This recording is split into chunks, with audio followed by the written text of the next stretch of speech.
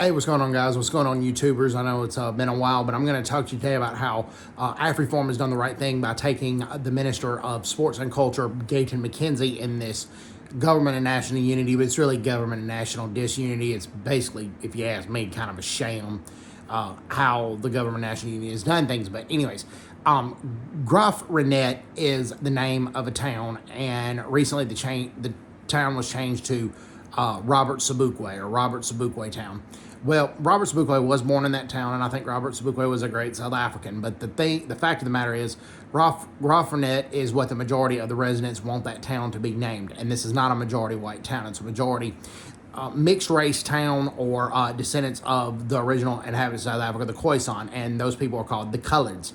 Well, it's a majority colored town, and most people in that town want it to still be called Graff-Reneit because it was a town that was founded during the Great Trek, the Great Migration, where a lot of Afrikaners moved from the Western Cape more inland into South Africa because the British government and the British East India Company was, and when not just the British government, the Dutch East India Company was not treating the Afrikaners as equals, and a lot of the Afrikaners found themselves more as aligned as Afrikaners rather than citizens of the Netherlands, because the Dutch East India Company was exploiting a lot of the white South African workers at the time. So they moved inland to in the Great Trek Migration, and Graff-Reneit was one of the first towns that was formed in regards to that. But regardless, Robert Sobukwe, if he were alive today, he did not view all whites as inherently racist, which was true. And Robert Sobukwe himself was not anti-white.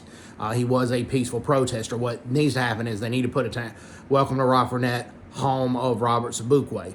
And if you ask me, that solves the problem. Well, what the government of national unity did was not exactly the most legal thing to do.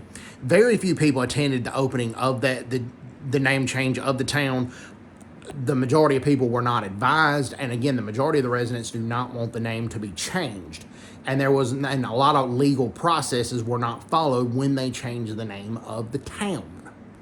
So that's why AfriForum is going to the high courts of Pretoria, and they claim they have a lot of legal information to know that this name change was not followed through the proper legal channels or the proper legal processes. And so props to AfriForum for doing this. Basically, a lot of people were not consulted about the name change. The government just kind of up and did it. And even though, like I said, the majority of the town's residents do not want the name to be changed. Also, Robert Sobukwe's grave was not tended to properly.